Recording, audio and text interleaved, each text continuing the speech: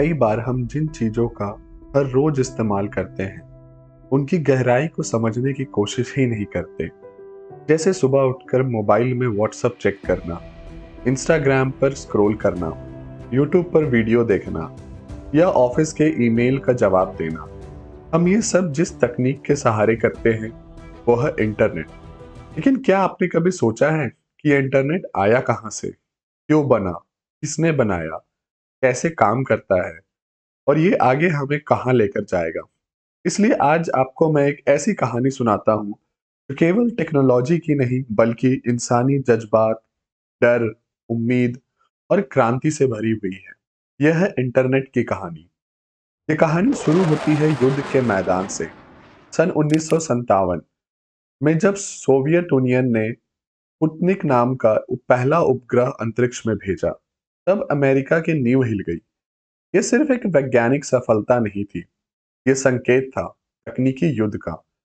America को डर था कि यदि सोवियत यूनियन उनके कम्युनिकेशन सिस्टम को युद्ध में तबाह कर दे तो वो पूरी तरह से अंधा और बहरा हो जाएगा। और तभी एक सोच जन्म लेती है, ऐसी नेटवर्किंग प्रणाली बनाने की जो डिसेंट्रलाइज्ड हो, यानी अगर एक हिस्सा टूट जाए तो पूरा सिस्टम ना गिरे।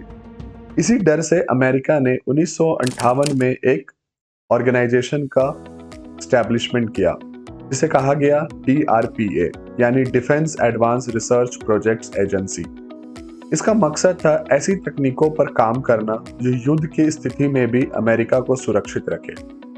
और यही से एक विचार जन्म लेता है, ऐसा नेटवर्क जिसमें हर अगर एक हिस्सा नष्ट हो जाए तो बाकी हिस्से फिर भी काम करते रहें। एक ऐसा नेटवर्क जो बिना सेंटर के हो, जहां कोई एक हेडक्वार्टर ना हो बल्कि एक दूसरे से जुड़े छोटे छोटे नोड्स हों। DARPA ने कुछ बेहतरीन वैज्ञानिकों को इकट्ठा किया। कैलिफोर्निया की 4 यूनिवर्सिटीज को चुना गया, जिसमें university of California Los Angeles, Stanford university, university of California Santa Barbara, university of Utah. In 4 university को आपस में जोड़ने का एक्सपेरिमेंट शुरू हुआ और जन्म हुआ दुनिया के पहले नेटवर्क का, जिसे कहा गया ARPANET, यानी advance research projects agency network. 29 अक्टूबर 1969 की रात थी। UCLA का एक छात्र लॉगिन लिखकर स्टैनफोर्ड भेजना चाहता था, लेकिन जैसे ही उसने भेजा सिस्टम क्रैश हो गया और सिर्फ 2 लेटर ही पहुंच पाए, L और O। बस इतना ही, लेकिन वो LO इतिहास में दर्ज हो गया क्योंकि वो पहला मैसेज था जो एक कंप्यूटर से दूसरे कंप्यूटर तक नेटवर्क के जरिए पहुंचा था। लेकिन अभी भी एक सवाल था, हर कंप्यूटर को आपस में कैसे समझाया जाए कि किसे क्या भेजना है। अब कहानी में 2 और नाम जुड़ते हैं। पहला नाम है विंटन सर्फ और दूसरा नाम है रॉबर्ट खान। इन्होंने बनाया एक ऐसी भाषा, एक ऐसा नियम जिसे हर कंप्यूटर फॉलो कर सके। इसे कहा गया TCP या IP, यानी transmission control protocol and internet protocol. आपका फोन, लैपटॉप, स्मार्ट टीवी सब इसी भाषा में इंटरनेट से बात करते हैं। और अब ARPANET बन चुका था इंटरनेट। लेकिन अब सवाल आया कि ये कैसे पता चले कि कौन सा कंप्यूटर कौन सी वेबसाइट है। मान लीजिए आप किसी दोस्त को चिट्ठी भेजना चाहते हैं, लेकिन उसके पते के बजाय सिर्फ उसका नाम जानते हैं। क्या चिट्ठी पहुंचेगी? नहीं। इसलिए इंटरनेट को भी पता चाहिए था और यहाँ जन्म हुआ DNS का, यानी डोमेन नेम सिस्टम। अब आप नंबर नहीं, नाम याद रख सकते, जैसे google.com, youtube.com। इस सिस्टम ने इंटरनेट को आम आदमी के लिए आसान बना दिया। अगर ये DNS नहीं होता तो हमारे लिए किसी भी वेबसाइट को सर्च करना या उसे याद रखना बहुत मुश्किल हो जाता। और अब कहानी उस मुकाम पर पहुंची जहां से इंटरनेट घर घर पहुंचने वाला था। 1990 में ब्रिटेन का एक वैज्ञानिक sir Tim Berners Lee European organisation for nuclear research में काम कर रहे थे। उन्हें लगा कि इतनी सारी जानकारी है लेकिन सब बिखरी हुई, क्यों ना एक सिस्टम हो जहां एक लिंक से दूसरी जानकारी तक पहुंचा जा सके। और फिर उन्होंने बनाया HTML, जिसे हम हाइपर टेक्स्ट मार्कअप लैंग्वेज कहते हैं, HTTP यानी कि हाइपर टेक्स्ट ट्रांसफर प्रोटोकॉल, और URL यानी यूनिफॉर्म रिसोर्स लोकेटर। और एक नई दुनिया बन गई जिसे कहा गया वर्ल्ड वाइड वेब, यानी WWW। अब इंटरनेट आम लोगों के लिए भी खुल गया। पहली वेबसाइट बनी info.ckc CERN.ch। और फिर इंटरनेट ऐसा फैला जैसे कोई नदी पहाड़ों को चीरते हुए समंदर तक पहुंच रही हो। लेकिन अब सवाल फिर वही आया कि इतना डेटा, इतनी जानकारी कैसे पहुंचती है आपके मोबाइल या कंप्यूटर तक? क्या इंटरनेट में हवा होता है? क्या ये सिर्फ सैटेलाइट से आता है? तो जवाब है नहीं। असल इंटरनेट समंदर के नीचे है। जी हाँ, आपने सही सुना। पूरी दुनिया के समंदरों के नीचे बिछी है सबमरीन फाइबर ऑप्टिक केबल्स। ये केबल्स एक देश को दूसरे से जोड़ती है। इनमें लाइट की स्पीड से डेटा दौड़ता है। अगर आप भारत में बैठकर अमेरिका की वेबसाइट खोलते हैं तो वो जानकारी उस केबल से चलकर आपके मोबाइल तक आती है 1 सेकंड के अंदर। इंटरनेट का सारा बोझ इन्हीं केबल्स पर है और यही है इंटरनेट की रीढ़ की हड्डी। कुछ जगहों पर इंटरनेट सैटेलाइट से भी आता है, जैसे स्पेसएक्स का स्टारलिंक प्रोजेक्ट, जो ऐसे इलाकों में इंटरनेट देता है जहां केबल पहुंचना मुश्किल है।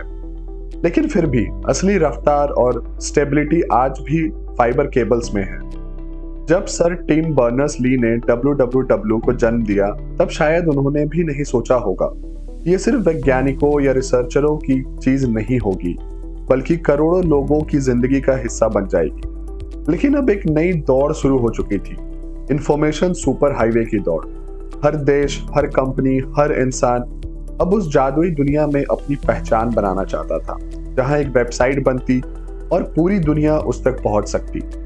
1993 में एक नया ब्राउजर आया जिसे मोज़ैक कहा गया।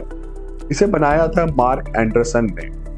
इसने आम इंसान के लिए इंटरनेट को क्लिक में बदल दिया और मोज़ैक के बाद उन्होंने बनाया नेटस्केप नेविगेटर। अब आप URL यानी यूनिफॉर्म रिसोर्स लोकेटर टाइप करके और जानकारी अपनी स्क्रीन पर ला सकते थे।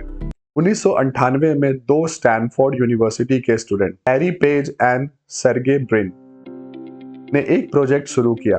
उनका मानना था कि इंटरनेट की सबसे बड़ी ताकत सर्च है और उन्होंने बनाया गूगल। गूगल ने सिर्फ जवाब नहीं दिया, बल्कि सही जवाब दिया, तेज, सरल और साफ। उन्होंने एक सिस्टम बनाया, पेज रैंक एल्गोरिदम, जो यह तय करता था कि किस वेबसाइट को सबसे ऊपर दिखाना है। आज आप हिस्ट्री ऑफ इंटरनेट टाइप करते हो तो जो पहली वेबसाइट खुलती है वो गूगल की मेहरबानी है। फिर आया साल 2005, जब 3 दोस्तों ने एक वीडियो अपलोड की जिसका नाम था मी एट द जू, और जन्म हुआ यूट्यूब का। यूट्यूब शुरू में सिर्फ एक वीडियो शेयरिंग साइट थी, लेकिन फिर लोगों ने इसमें दुनिया देखी। एजुकेशन, एंटरटेनमेंट, सब कुछ यूट्यूब पर मिलने लगे। यूट्यूब अब वो जगह बन गया जहां हर कोई कुछ कह सकता था।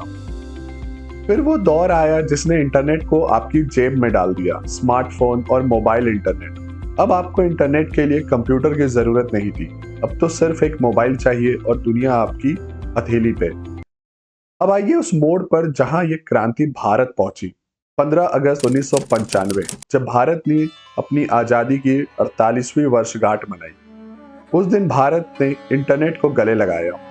VSNL, विदेश संचार निगम लिमिटेड, ने पहली बार आम लोगों को इंटरनेट कनेक्शन देना शुरू किया।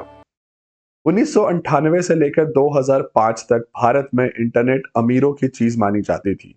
हर MB डेटा की कीमत होती थी और स्पीड इतनी धीमी कि एक इमेज डाउनलोड होने में 5 मिनट लग जाते थे।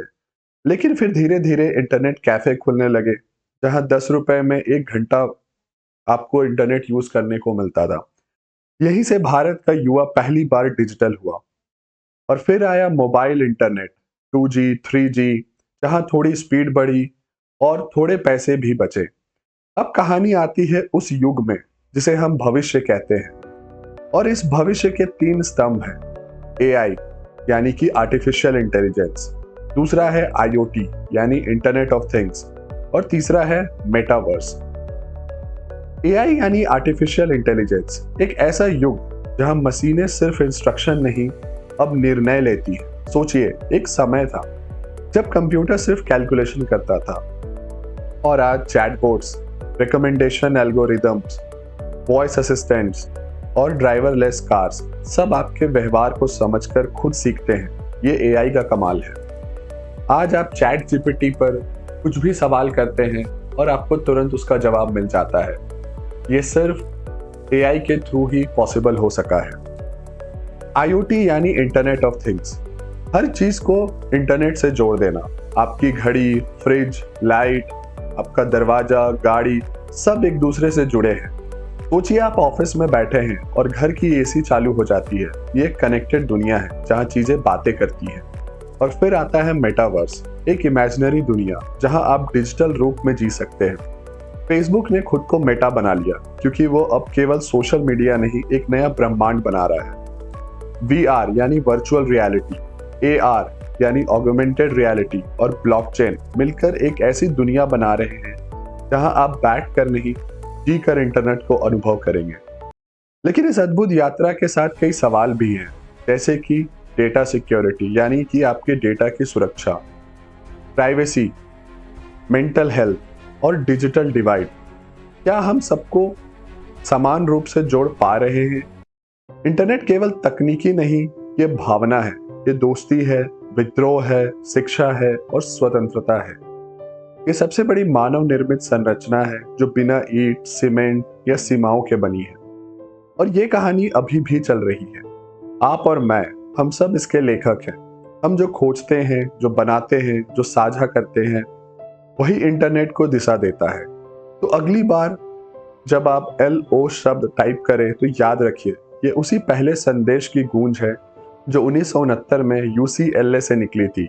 और तभी से ये अदृश्य क्रांति लगातार हमारे साथ चल रही है। अगर आपको ये इंटरनेट की कहानी पसंद आई हो तो आप इस वीडियो को लाइक करें और चैनल को सब्सक्राइब करें ताकि इस तरह के वीडियोस आप तक पहुंच सके।